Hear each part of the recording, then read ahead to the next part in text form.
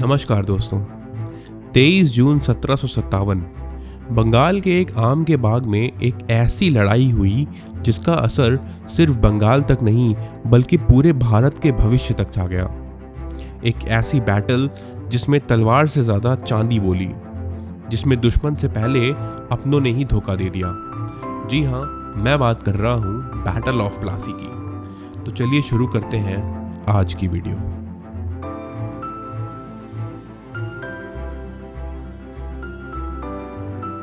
दोस्तों, मुगल एम्पायर की शुरुआत की थी बाबर ने। उसके बाद हुमायूं, अकबर और फोर्थ मुगल एम्पायर बना जहांगीर 1605 में। और यही वो समय था जब ब्रिटेन की ईस्ट इंडिया कंपनी इंडिया में ट्रेडिंग करने के लिए आई थी। ब्रिटेन का एम्बेसडर थॉमस रो काफ़ी समय तक जहांगीर के रॉयल कोर्ट में रहा और उसने उसका ट्रस्ट जीत लिया। उसने जहांगीर को अलग अलग तरह से ब्राइब करने की कोशिश की और वो जहांगीर का खास आदमी बन गया। और इसी तरह ईस्ट इंडिया कंपनी को इंडिया में ट्रेड करने की परमिशन मिल गई। ये एक बहुत बड़ा हर्डल था जो ईस्ट इंडिया कंपनी ने क्लियर कर लिया था 1618 में। और इसके बाद 1647 तक ईस्ट इंडिया कंपनी ने 23 फैक्ट्री इंडिया में खड़ी कर दी। और जहांगीर की मृत्यु के बाद 1628 में शाहजहां और 1658 में औरंगजेब मुगल एम्परर बने। औरंगजेब के टाइम पे फ्रांस की फ्रेंच ईस्ट इंडिया कंपनी भी इंडिया में आ गई 1664 में।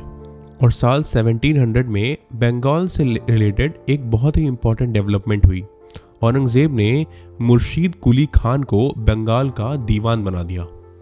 उस वक्त का बंगाल एक बहुत बड़ा प्रदेश था। आज का बिहार, वेस्ट बंगाल, ओडिशा और बांग्लादेश अगर सबको मिला दिया जाए तो 1700 का बंगाल बनता था। और उस वक्त बंगाल की कैपिटल थी ढाका। और फिर मुर्शीद अली खान ने 1704 में बंगाल की कैपिटल ढाका से मुर्शिदाबाद में शिफ्ट कर दी। औरंगजेब ने 1707 तक राज किया। उसके बाद दो छोटे किंग्स और आए, बहादुर शाह फर्स्ट और जहांदार शाह। और फिर 1713 में आया फारूक सियार जो था 9th मुगल एम्परर। फारूक सियार ने 1717 में ब्रिटिश ईस्ट इंडिया कंपनी के सारे टैक्स माफ कर दिए और साथ ही मुर्शीद कुली खान को बंगाल का पहला नवाब बना दिया। मुर्शीद कुली खान बंगाल से मिलने वाले रेवेन्यू को मुगल एम्पायर के साथ शेयर करता रहता था। मगर 1719 में फारूक सियार के बाद मुगल एम्पायर का बंगाल पर से होल्ड बिल्कुल ही खत्म हो गया और बंगाल एक इंडिपेंडेंट स्टेट बनता जा रहा था। और 1727 में मुर्शीद कुली खान ने अपने दामाद शुजाउद्दीन मोहम्मद खान को बंगाल का नवाब बना दिया। शुजाउद्दीन का एक वफादार सिपाही था और उसका नाम था अलीवर्दी खान। अलीवर्दी खान की काबिलियत देखते हुए उसे बहुत जल्दी ही आर्मी का जनरल बना दिया गया। और उसके कुछ साल बाद 1733 में अलीवर्दी खान को बंगाल का डेप्यूटी सूबेदार भी बना दिया गया। बट 1739 में शुजाउद्दीन के बाद सरफराज खान बने बंगाल के नवाब। अलीवर्दी खान ये सब देख के जेलस हो गया। वो बस एक डेप्यूटी सूबेदार बनकर नहीं रहना चाहता था, उसे और कोई अच्छी उपाधि या पद चाहिए था। उसने 1740 में बैटल ऑफ गिरिया में सरफराज खान को मार दिया और उसने खुद को बंगाल का नवाब बना दिया। अलीवर्दी खान 1756 तक बंगाल का नवाब रहा। उसकी डेथ 1756 में हुई और उसकी डेथ के बाद उसका ग्रैंडसन जिसका नाम था सिराजुद्दीन उद्दौला, वो 23 इयर्स की उम्र में बंगाल का नवाब बना। सिराजुद्दौला ने ये चीज़ नोटिस करी कि बंगाल में ब्रिटिशर्स अपने किले वगैरह बनवा रहे हैं बड़े बड़े। फोर्ट विलियम जो कि एक ब्रिटिश इंडिया कंपनी का बहुत बड़ा एक किला था, उसकी रिपेयरमेंट और उसको और बड़ा करने की कोशिश कर रहे थे। एक्चुअली 1756 में यूरोप में 7 इयर्स वॉर शुरू हो गई थी जिसमें ब्रिटेन और फ्रांस आमने सामने थे। तो ईस्ट इंडिया कंपनी को, ब्रिटिश ईस्ट इंडिया कंपनी को ऐसा लग रहा था कि फ्रेंच ईस्ट इंडिया कंपनी उनके किले और उनकी दौलत को टेक ओवर कर लेगी, इसीलिए वो अपने किलेयों की किलेबंदी कर रहे थे।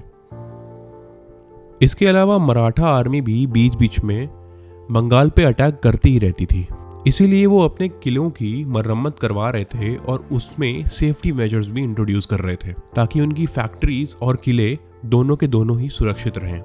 लेकिन सिराजुद्दौला को ब्रिटिश इंडिया की कोई भी दलील जेन्युइन नहीं लग रही थी। वो इसे नहीं मान रहे थे। वो क्लियर थे कि बंगाल के ज़मीन पर अंग्रेज कोई भी किला नहीं बनवा सकते। वो व्यापारी हैं, व्यापार करें, राजा बनने की कोशिश ना करें।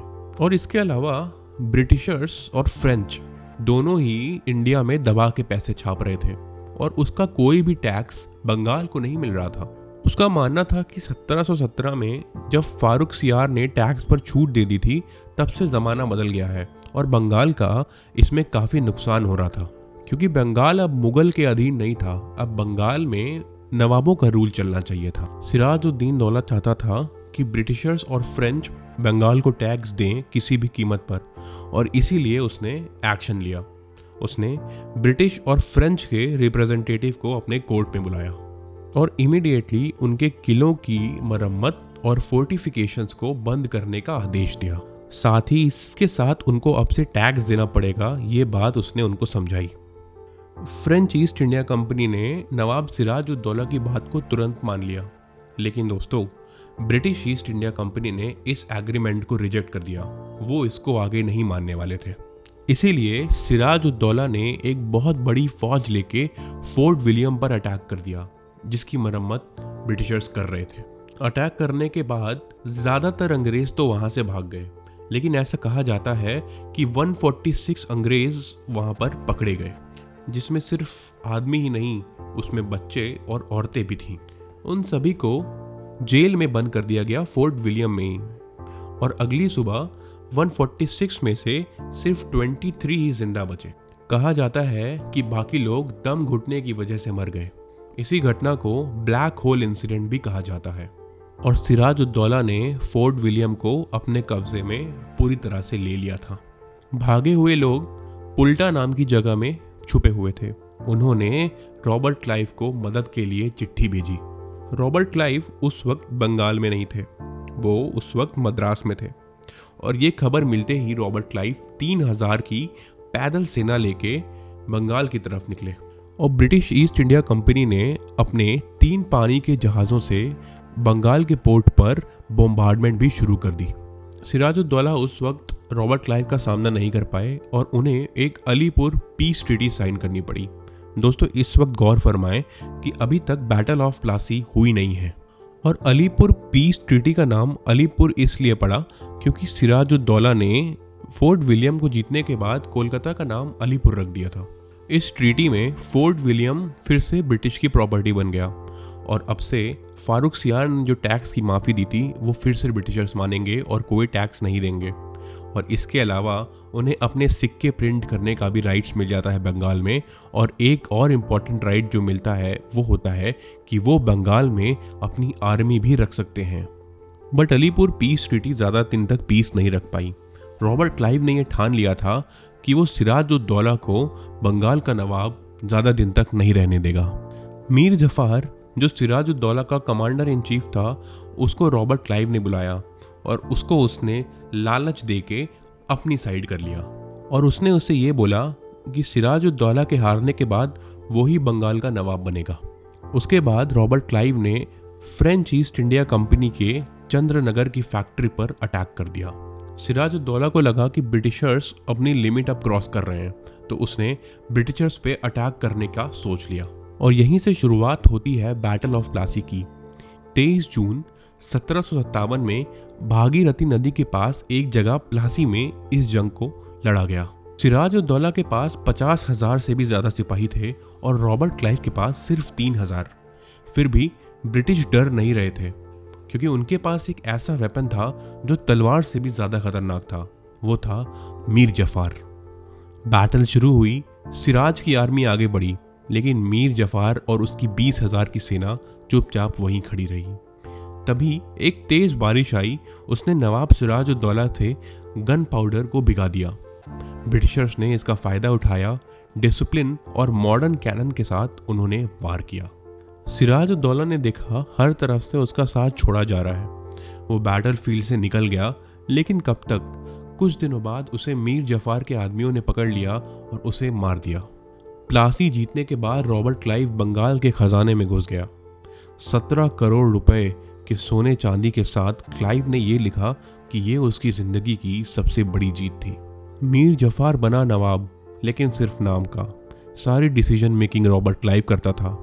पूरे बंगाल को लूट लिया गया और अगले 100 साल भारत एक एक करके अंग्रेजों के कब्जे में चला गया। प्लासी ने सिर्फ बंगाल नहीं, भारत का भविष्य बदल दिया। ये एक बैटल नहीं, एक टर्निंग पॉइंट था जहां से स्लेवरी शुरू हुई। बैटल ऑफ प्लासी के बाद ईस्ट इंडिया कंपनी, जो सिर्फ एक ट्रेडिंग कंपनी बन के आई थी, उसको एक पॉलिटिकल पावर दे दी थी। हिस्टोरियंस इस इवेंट को ब्रिटिश ईस्ट इंडिया कंपनी के इंपीरियलिज्म की शुरुआत की तरह देखते हैं। दोस्तों, अगर भारत की हिस्ट्री समझनी है तो प्लासी को कभी नहीं भूलना चाहिए। ये सबक है कि हम अंदर से डिवाइडेड होते हैं, तभी बाहर से कोई हमें जीत सकता है। तो दोस्तों, ये थी कहानी बैटल ऑफ प्लासी की। अगर आपने आज कुछ नया सीखा है तो हमारे चैनल के साथ जुड़ें, इस चैनल को सब्सक्राइब करिए, इस वीडियो को लाइक करिए और इसे दूसरे लोगों तक पहुंचाइए। धन्यवाद और जय हिंद।